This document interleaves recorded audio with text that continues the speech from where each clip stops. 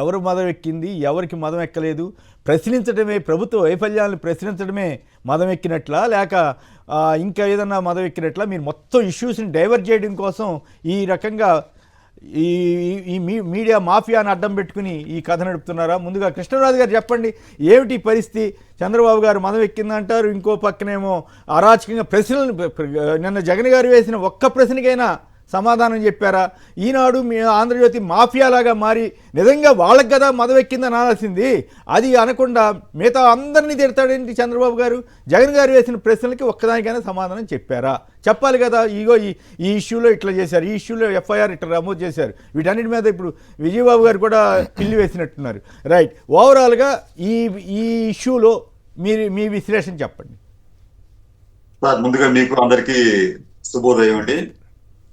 ఆంధ్రప్రదేశ్ లో ప్రస్తుతం శాంతి భద్రతలకు విఘాతం కలిగిందని చెప్పి ప్రభుత్వంలో ఉన్నవారే అంగీకరించారు.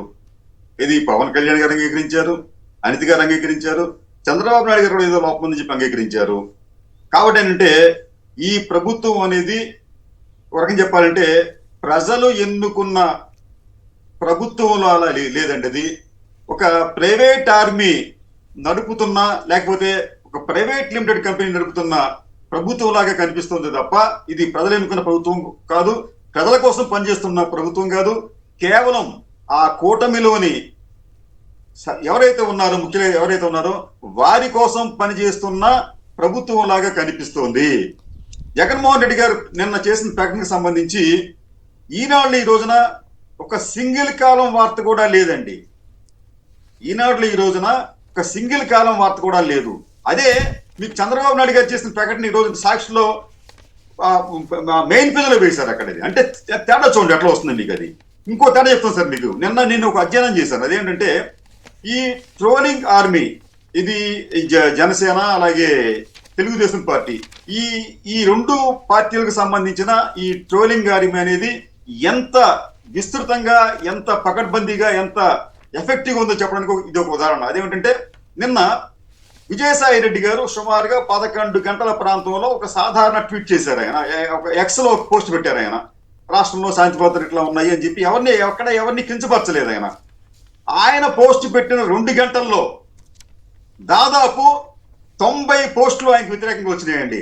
ఆయన వ్యక్తిత్వాన్ని హననం చేసే పోస్టులు, అలాగే ఆయనకు ఏదో ఒక దేవాదాయ శాఖలో పనిచేసే ఒక అధికారికి మధ్యన ఒక సంబంధం ఉన్నట్టుగా పోస్టులు, భారతి గారికి వ్యతిరేకంగా ఉన్న పోస్టులు, ఇలాగా అంటే వ్యక్తిత్వాన్ని చేస్తూ పెట్టిన పోస్టులు దాదాపు 90 వచ్చినాయి ఉన్నారు కేవలం 2 గంటల్లోనండి.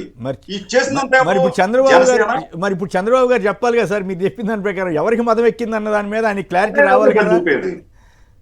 అలాగే మీకు నిన్న సాయంత్రం సుమారుగా 7 గంటల ప్రాంతంలో ANI, ఏషియన్ న్యూస్ ఇంటర్నేషనల్, ఆ సంస్థలో జగన్ గారికి ఇచ్చిన ఈ ఇంటర్వ్యూకి సంబంధించి ఒక చిన్న క్లిప్ వేస్తే 1 అవర్లోనండి దాదాపు 120 పోస్టులు వ్యతిరేకంగా పడినాయి. అక్కడ జగన్మోహన్ రెడ్డి గారి వ్యతిరేకం, భారతి గారికి వ్యతిరేకంగా కించపరిచే విధంగా రకరకాల పోస్టులు పెట్టారు అక్కడ.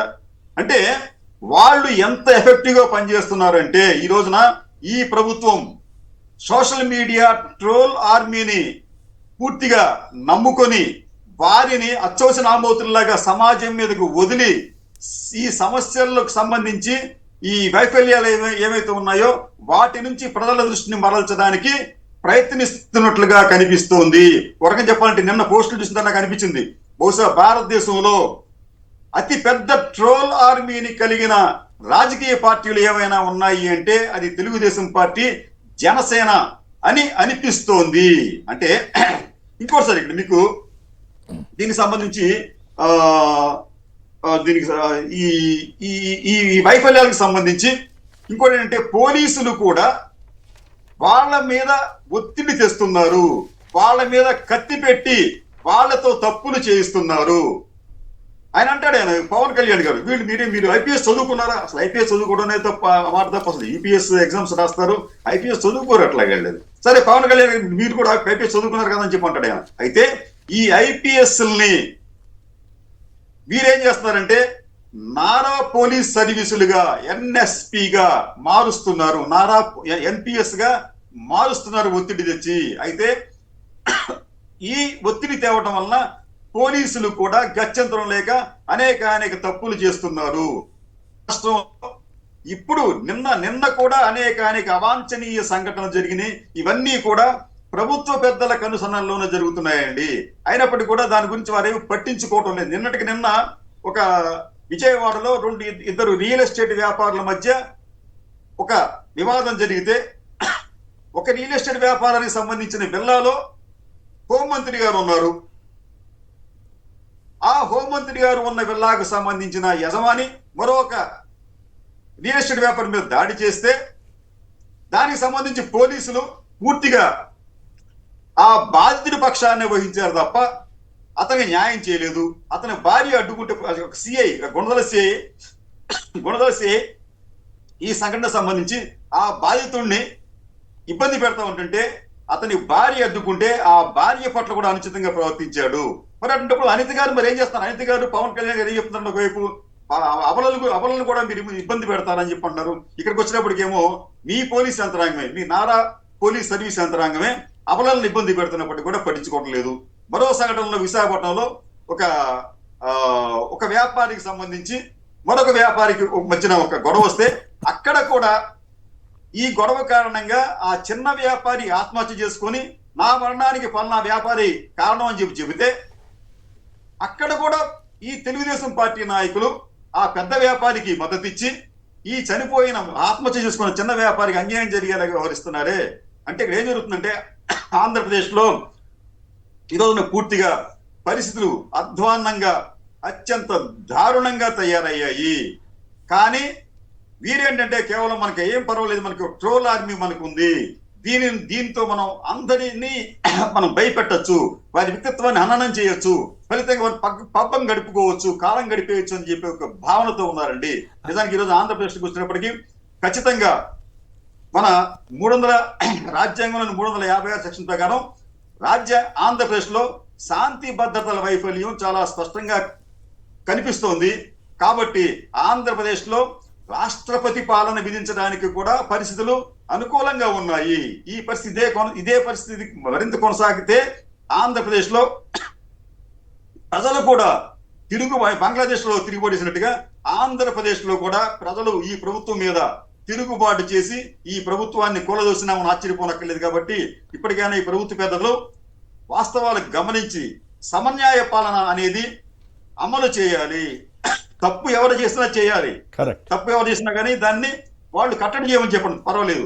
మేమైతే తప్పు చేస్తాం, మీరు తప్పు చేస్తాం అంటే ఇక్కడ ఒక ప్రశ్న కృష్ణరాజు గారు, ఇప్పుడు ఆయన చాలా సీరియస్గా మదమెక్కిన వాళ్ళని వదిలిపెట్టాలా, మాట్లాడేవారిని వదిలిపెట్టాలా అని అన్నారు. ఓకే, సంతోషం. ఒక ముఖ్యమంత్రిగా ఆ మాట అంటామని మనం అభ్యంతరం పెట్టక్కర్లేదు.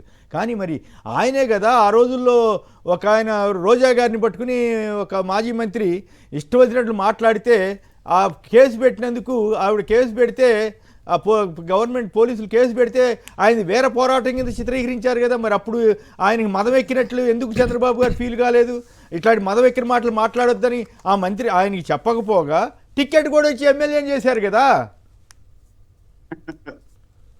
మీరు చెప్పిన వాస్తవం సార్. అది షర్మిల గారు అండి, షర్మిల గారు బోరు నేర్చారు కదండి. ఆవిడ కూడా గతంలో తెలుగుదేశం పార్టీ వారు నాకు ఒక ప్రముఖ సినీ నటుడితో అంటగట్టారు నన్ను అని చెప్పి ఆవిడ బాధపడి ఆవిడ కంప్లైంట్ ఇచ్చారా? ఈ రోజున అదే షర్మిల గారు జగన్మోహన్ రెడ్డి గారి మీద లేకపోతే వైసీపీ గారి మీద అనవసరంగా ఆవిడ అక్కసు కలిగెక్కుతున్నారు. అక్కడ ఏది ఏమైనా సరే ఆంధ్రప్రదేశ్కి వచ్చినప్పటికీ భారత న్యాయ సంహితలోని 111వ సెక్షన్ ప్రకారం వ్యవస్థీకృత నేరాలకు పాల్పడుతున్న ఈ ప్రభుత్వం మీద హైకోర్టు సుమోటోగా ఒక కేసు నమోదు చేయించాలి, వారి మీద చర్యలు తీసుకోవాలి. లేకపోతే ఆంధ్రప్రదేశ్ అనేది ఒక అధ్వాన్న ప్రదేశ్ గా మారిపోయే ప్రమాదం ఉంది. మీకు కింద చెప్పినట్టు ఇదే అణిచివేతలు, ఇదే అకృత్యాలు, ఇదే అక్రమాలు జరుగుతుంటే ప్రజలు తిరుగుబాటు చేసే ప్రమాదం ఉంటుంది. కాబట్టి ఏంటంటే ఆ పరిస్థితులు రానియకుండానే ఇంత అనుభవం ఉన్న చంద్రబాబు నాయుడు గారు తన ఇప్పటికే పరిస్థితులను సద్దుమణిగేలా చేయడానికి ప్రయత్నిస్తే మంచిది. లేకపోతే ఆయనకి అలాగే ఆయన ప్రభుత్వానికి కూడా ఇబ్బందులు తప్పేట్టుగా కనిపించడం లేదు కేసరి గారు.